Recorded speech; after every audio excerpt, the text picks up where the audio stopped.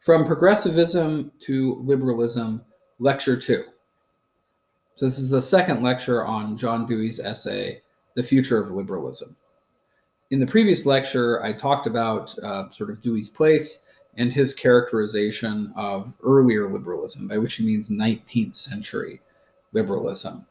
And as you recall, the core of 19th century liberalism for Dewey is the notion that government is there simply to prevent harm, and otherwise, government should get out of the way. That government governs best, which governs least. So the notion that the way you enhance individual liberty is by decreasing the power of government over you.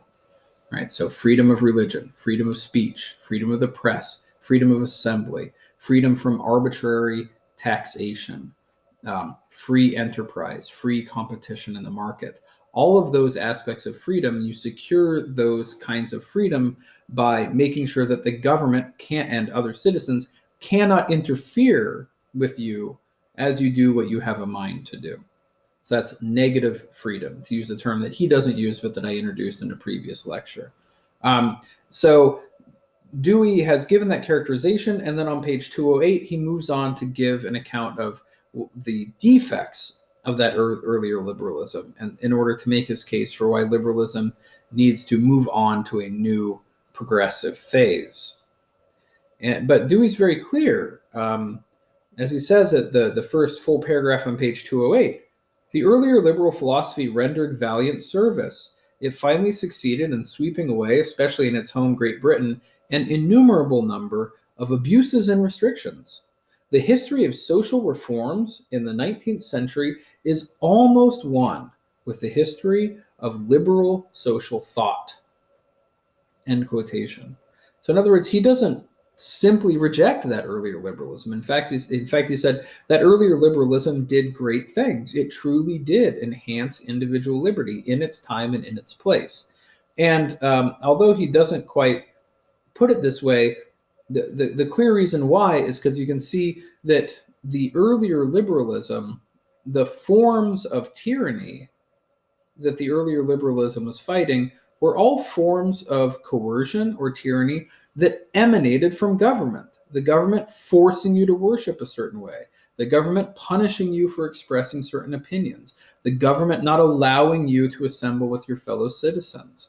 Right? The government not allowing you to start a business, the government using its power to give economic privileges to its own supporters at the expense of everybody else, right? So in other words, in earlier times and up through the 19th century, the 1800s, the primary threat to individual liberty was the government, both directly and in the way that the government tried to shape the economy. So when the primary threat to individual liberty is the government, then limiting the power of government is the right way to enhance individual liberty. So it's not just that he, sort of gives credit to 19th century liberalism. He thinks it is truly appropriate in its time and place, right? That it was truly the way to promote individual liberty. The problem is that it's not anymore. And this is where where Dewey, you can see the continuity between Dewey and Merriam and Woodrow Wilson. Remember, with Woodrow Wilson and Franklin Roosevelt, they both made the argument the founders achieved great things for the cause of human freedom in their time and in their place. They established a constitution and a frame of government that enabled the American people to be a free people. The problem, and this will be the case for Dewey, as for Wilson and FDR and others, the problem as they saw it, though, is that society had evolved since the time of the founders, that modernization and industrialization had transformed the country and also given rise to a new form or new forms of threats to individual liberty.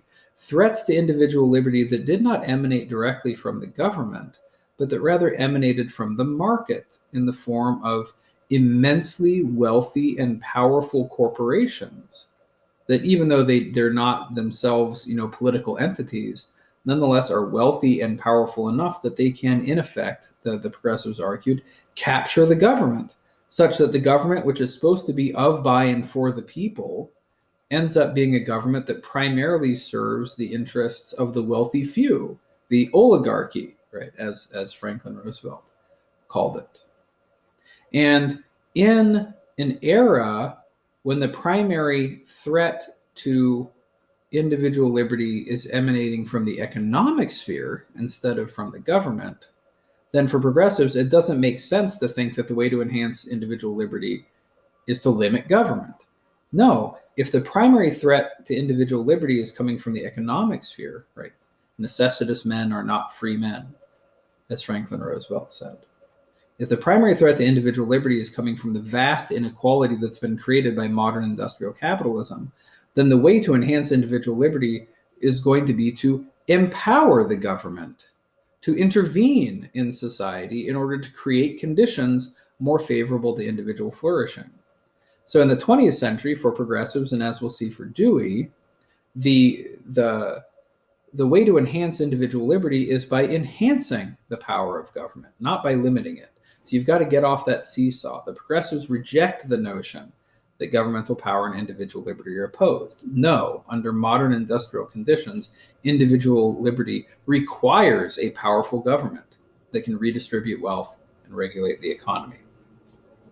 The problem, and this is something that Dewey really puts his finger on for progressives, the problem as he sees it is that the political philosophy of the founding presented itself as something that was objectively, timelessly true, right? So the Declaration of Independence, it doesn't say something like, in our time and place and under our current social conditions, it makes sense to think that we have rights to life, liberty, and property, and that government should be based on consent and secure those rights.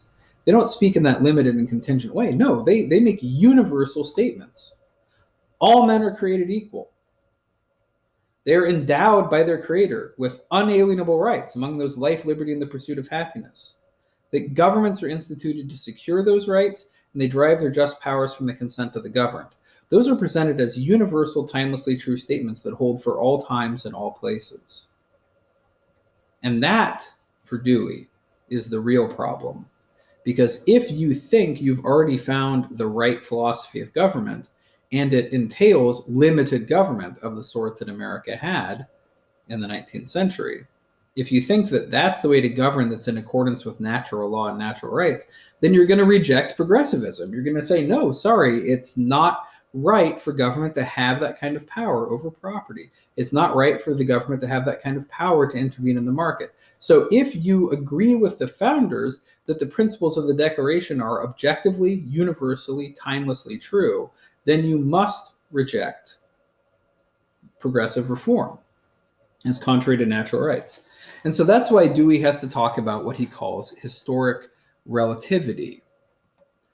And to translate a little bit, what he means by historic relativity is the fact that, according to him, that certain principles and policies that promote individual liberty in one time might not promote it in another time. So that what works in 1688 or what works in 1789 doesn't necessarily work in 1935, right? That social conditions change, and also our conception of individual liberty can change, right? He gave an example of that in the earlier liberalism, that in its earliest form, the earlier liberalism called for freedom of worship, freedom of exercise for the different Protestant sects. But that eventually expands out to a broader notion. Eventually, liberals come to believe, no, that's too narrow. That's not enough. Individual liberty doesn't just require that Protestants be allowed free exercise.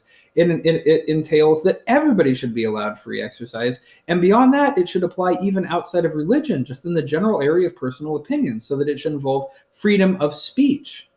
Right? So that shows a way in which the requirements of individual liberty kind of expand, or what people believe to be the requirements of individual liberty expand over time. So that's what he means by historic relativity, the fact that what individual liberty is and what is required to promote individual liberty are kind of relative to particular historic circumstances. Here's the way he puts it, and this is in the middle of the first full paragraph on page 208. The fundamental defect of the earlier liberalism was lack of perception of historic relativity. This lack is expressed in the conception of the individual as something given, complete in itself, and of liberty as a ready-made possession of the individual, only needing the removal of external restrictions in order to manifest itself. So as he says, each individual is a social atom equipped with inherent freedom. Now, that is his way of discussing something that Hegel had already critiqued and that Merriam also critiques, which is this earlier notion that human beings by nature are free, that by nature human beings know how to be free, and all you need to do in order to get to liberate people is simply to remove external restrictions, remove the power of government to interfere, remove the power of other people to harm you. And if those external restrictions and interferences are removed, then you will know how to be a free person. It says, the individual being something given, complete in itself, that sort of human beings and the human self is a product of nature. We are endowed with the right and the ability to be free. And so all you need to do in order for people to kind of activate their inherent freedom is to remove external restraints. And that's the old view, right? So in other words, the government secures people from harm and then gets out of the way and lets them be free. And, he says this is a problem, because where historic relativity comes in for Dewey is, kind of what he's saying is the notion that the way to make people be free is to limit the power of government. That's true under certain circumstances. When the primary threat to individual liberty is an oppressive government, then limiting government is the way to enhance freedom. But when your primary problem is not oppressive government, but rather sort of like unaccountable capital, under those circumstances, limiting government isn't going to enhance freedom. If anything, limiting the power of the government to intervene in the market is going to lead to those unaccountable corporations having even more power over ordinary people. So he thinks there's a fundamental mistake in believing that human beings are just by nature free. As earlier progressives such as Merriam and Hegel had insisted, freedom, the ability to be free, is something that is learned over time. It is a process of civilization and of education. It takes millennia for human beings to come to understand what freedom is and how to secure freedom. So it's not an inherent natural possession. It's something to be learned. It's something to be acquired. And along with that, there's this notion that, and also that means that sort of what it means to be a human individual is kind of culturally relative. That the kind of person you are and the potentials that you have are not simply a product of nature, they're also a product of culture, and cultures vary. They vary over time and they vary in different places. So, what it means to be a 19th century American is very different from what it means to be, say, an Egyptian in 1000 BC. Right? You're going to live very different lives with different beliefs and different possibilities. So his argument is the natural rights theory of the founding takes a set of principles that works for a particular time and place and pretends as though those principles are actually universally applicable to all times and all places. And that's the real problem. As he says in the next sentence, these ideas might not have been especially harmful if they had been merely a rallying cry for practical movements. So just sort of a particular goal of a particular campaign. Let's limit the power of the government to tax arbitrarily. Let's limit the power of government to dictate people's religion.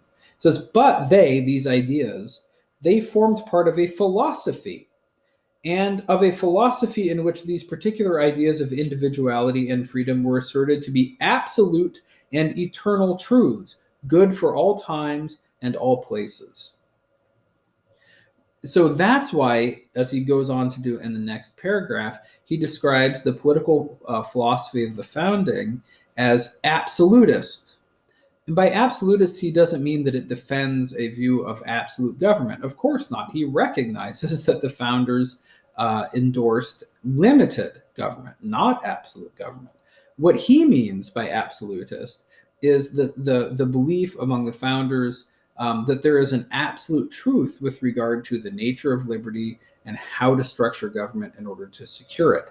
That's what they're absolutists about. They think they have found the answer to the problem of human liberty. They think that their answer is true in all times and all places. It's just as true as 2 + 2 = 4. In the same way that 2 + 2 = 4 in ancient Egypt, and 2 + 2 = 4 in ancient Greece, and 2 + 2 = 4 in medieval France, and 2 + 2 = 4 in 20th century United States. Same way that that's true across all times and all places, it's also true across all times and all places that we are created equal and endowed with unalienable natural rights to life, liberty, property, and worship. Those claims are just as true as 2 + 2 = 4, and just as universal for the founders. And Dewey says, no, that's not true. Those ideas were very useful in enhancing liberty in their time, but they're not universally true. And that's why he goes on to say in the next paragraph, this belief in the absolute truth of these political principles has actually caused 19th century liberalism to degenerate into what he calls pseudo liberalism.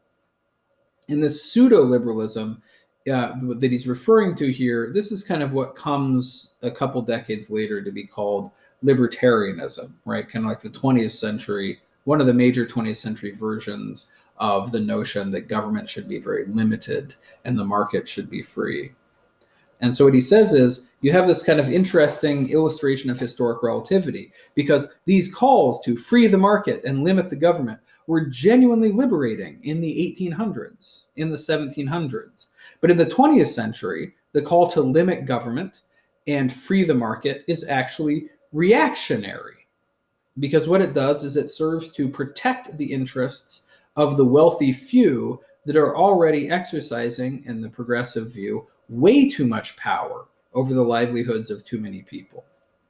So, whereas limiting government was a force for liberty when it was the rallying cry of a number of classes that were trying to free themselves from the hands of oppressive government, it is now a reactionary slogan that secures the privileges of those that are already powerful. As he says, even when words remain the same, they mean something very different when they are uttered by a minority struggling against repressive measures, and when expressed by a group that, having attained power, then uses ideas that were once weapons of emancipation as instruments for keeping the power and wealth it has obtained and preventing further social change. Right, so you have these the middle class and industrial classes. They use the earlier liberalism as a rallying cry to kind of enhance their own freedom and to restrict the power of the old aristocracy and of arbitrary government. Right, so it was the slogan that was used for these people to actually expand their liberty. But his argument here is now it's basically being used by kind of economically prosperous people as a way of as a reason for rejecting stuff like the New Deal, which promises to empower the industrial working class. So it is a pseudo-liberalism because while it once enhanced individual liberty, it now only claims to enhance individual liberty, when in fact this kind of classical or earlier liberalism is now one of the primary opponents to the further expansion of individual liberty through progressive reforms such as the New Deal.